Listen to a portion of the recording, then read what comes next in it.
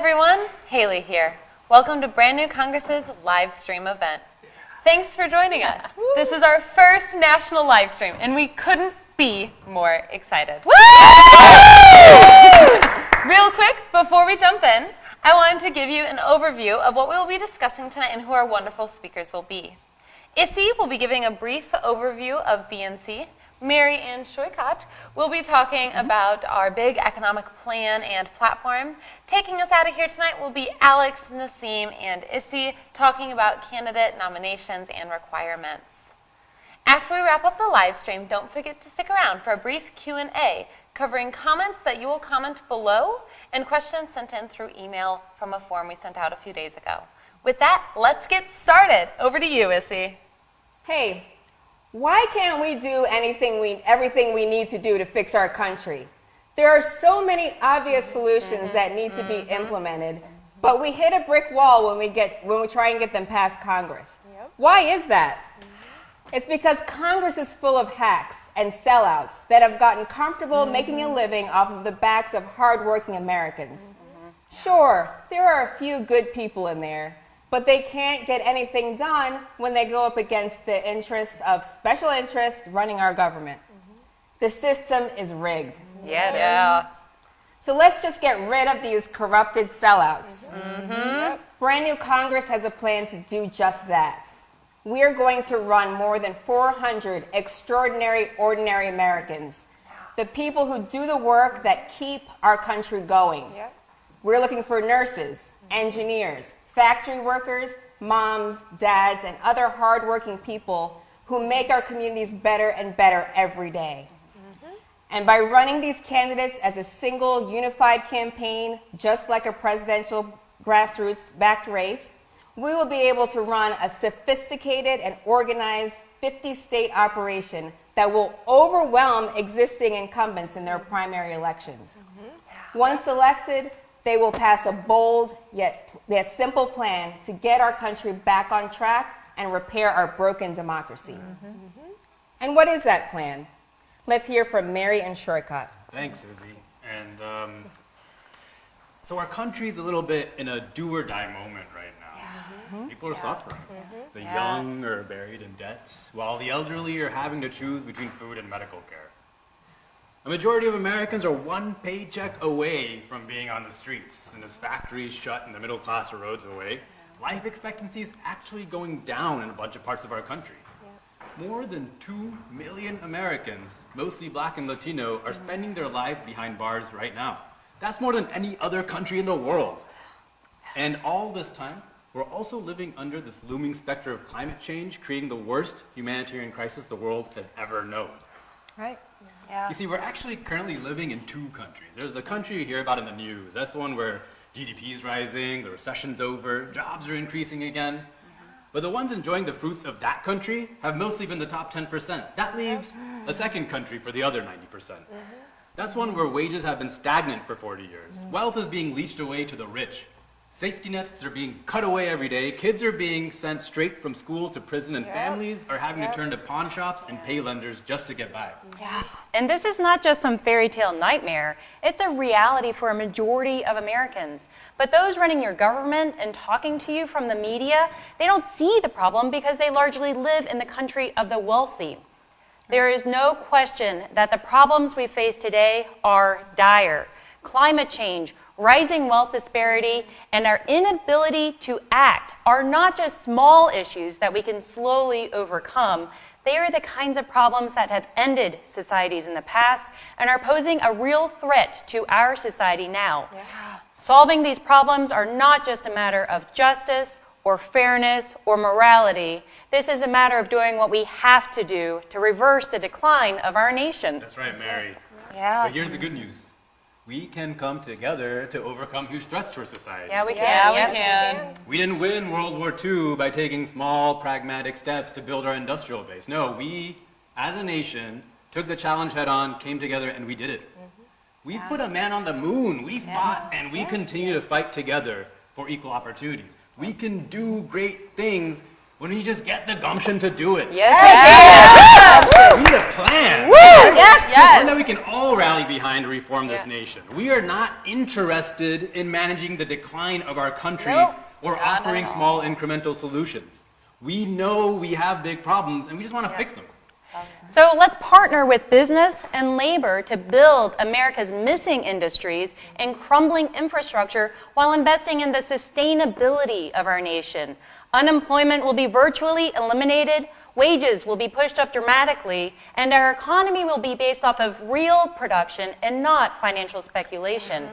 So let's pay states to shut down private prisons and decarcerate America. That's right. We'll be calling upon thousands of churches, other religious communities, and community organizations to support the hundreds of thousands free from prisons to help them become productive members of our society again.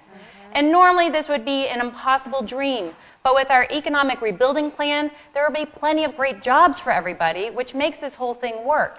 We need jobs. Yeah, we do. Let's radically fund education in this country to recruit millions of new, bright, dedicated teachers to love and care for the tens of millions of forgotten children in our poor rural and urban communities. We need to make teaching America's most respected profession. Yeah. And let's fix our healthcare system that right now is consuming 20% of our resources, and we still have some of the worst health outcomes in the world. We need to make Medicare available to everybody.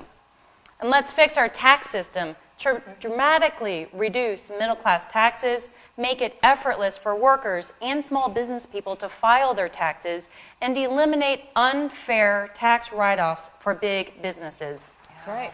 Oh, yeah. We need to quit getting into unnecessary wars that do nothing to protect us or our freedoms. Yeah, that's right. Yeah. And last but not least, let's ensure that politicians stand up for us and not lobbyists. Yeah. We need to remove the corrupting influence of money from politics once and for all. Once and for all. Yeah. And let's build that 100% renewable energy economy in 10 years. Yes. Right? Because we can, and we must. This is going to mean not just building a whole bunch of solar and wind farms, but rebuilding the country's power grid, retrofitting every building in this country, and so much more. This all sounds great, right? But how are we going to pay for it? The same way we paid trillions to bail out bankers and fight unnecessary wars. The same way we put a man on the moon, built an interstate system, and created a public education system. We've got to invest in America by making massive investments in productive industry. Yep. Let's get off our collective ass and start making stuff. Yes. That's what the whole world needs. Yes. We believe that America will turn out to vote, even in a midterm election, if we give them a big, real, tangible plan that's worth voting for. Americans are ready to rebuild. So that's our simple plan to win. Give Americans a real option for something bold and a way to actually get what they're voting for. If you want to read a bit more about the details of what we're proposing, head over to brandnewcongress.org/plan, and we have a bit more written up there. But to make all of this work, we really, really, really need to find the right candidates. So Nazim, Izzy, Alex, how are we going to do that? Thanks, Tricot. Well, the brand new Congress is a real revolutionary movement to make Congress actually represent the people. And you likely know the candidates we need to find in your district. They display certain qualities in their daily life.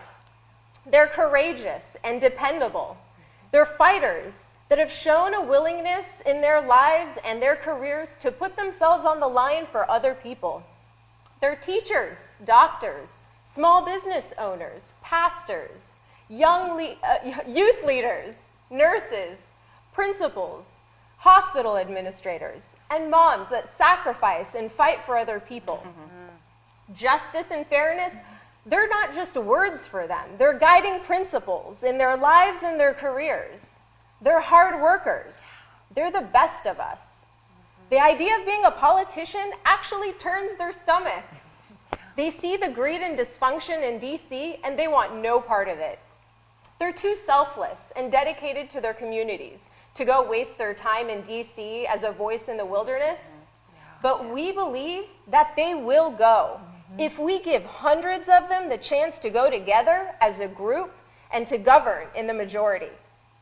But we want these BNC candidates to come from the communities that they represent.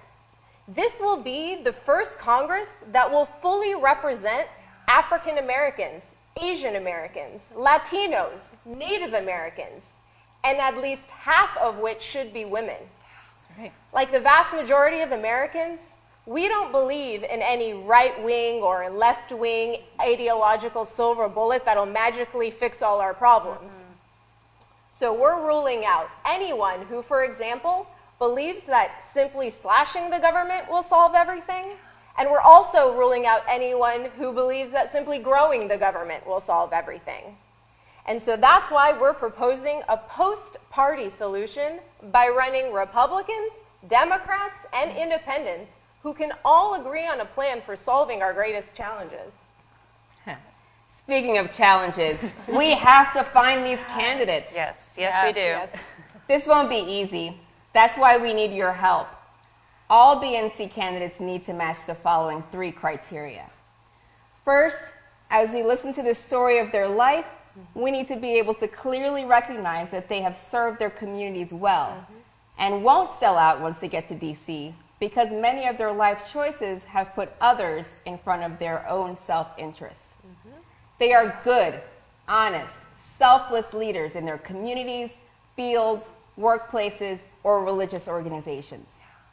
Our second criteria is that they need to be good candidates. They need to be able to represent their district. If their district is mostly Latino or Black, they need to be Latino or Black. If it is mostly conservative Christian, then they need to come from a representative area of conservative Christian culture. Also, they need to be able to hold their own in a TV interview or debate or in front of a big crowd. They don't need to be amazing, just decent and open to training and feedback. Our third criteria is simple, that candidates must agree with the BNC plan. But between now and the day we announce our candidates, we have a ton of work to do. Yes, We need to find these candidates, but only you know who these people are. So let's say you thought of someone that you know that might lead to a good candidate. What do? Visit brandnewcongress.org/nominate. You'll land on a candidate nomination page where you can find the candidate criteria we just went over. You'll also have access to BNC wiki pages for each congressional district that outline the district's demographic makeup so you can determine if your nominee actually reflects the community they'd be serving. Remember, it's not enough for a candidate to simply be a great person. We need them to also reflect their communities and the voices that are so often left out of the political process. Lastly, you'll also find a link to the nomination form where you can submit your nomination. I want to stress this. We can't do this without you, because this isn't just about BNC. This is about the American people and getting representatives into office that stand up for us and represent the diversity and perspectives that make this country so great. Think about the potential candidates you know, the potential leads you may know. Share this idea with your friends and family. Ask them about who they may know. And make sure these nominees make their way back to our website and are submitted through our nomination form at brandnewcongress.org/nominate. Thank you all for that wonderful insight into Brand New Congress. We hope this answered some questions and gave you some things to think on, like candidates. Before you leave here tonight, join us for our Facebook Q&A in just a few seconds. We'll get started just about now.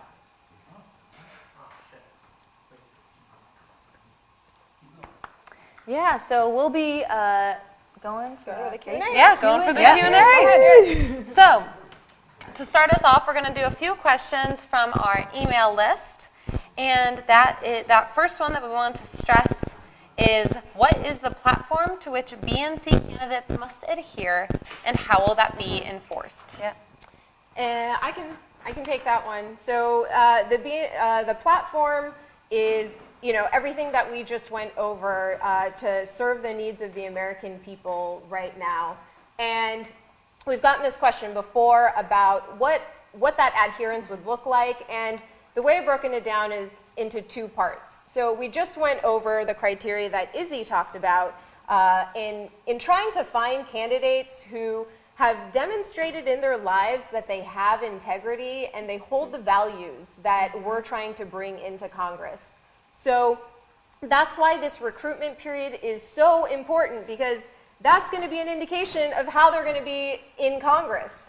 But then the other piece is once they finally get into Congress, what BNC is trying to do is just not throw candidates, into Congress and just get them elected. It's to build an entire support system and infrastructure to support these candidates so that they're empowered to be able to represent the people. And so if there is any deviation from that, well, BNC will pull support from those candidates. Yeah. And that's how we plan to hold them accountable. Yeah, thank you for that, Nassim. And then we have another question coming in here. This one's also from the email list, how will you address and rectify voter fraud? Will those who have perpetuated it be held responsible? How will you ensure that it does not happen in the future? Sure, I'll take back at that one. So there's kind of two parts to that question, right? One is that how do you actually fix voter fraud? And the answer to that is, well, you have to get into power to be able to fix the systems that currently allow for voter fraud. So we really, really do need to just get our brand new Congress in, and then we'll be looking at all the different ways that you can put in more transparent voting mechanisms, make sure people have access to vote, make sure people can do online voting, automatic registration, all that good stuff. But then there's the second question of how can we actually defeat voter fraud to get into power in the first place, right? And the simple answer there is we're just going to overwhelm the polls. Primary midterm elections specifically, have super low voter turnout in the range of 15 to 20%. And we're talking about trying to mobilize it and make it more like a presidential election where the turnout's going to be at least 50 to 60%. Voter fraud only matters at the margins. It matters when you're winning by a few thousand votes here and there. We're saying instead of sending 20,000 people to vote in a primary district, we're going to send 100,000.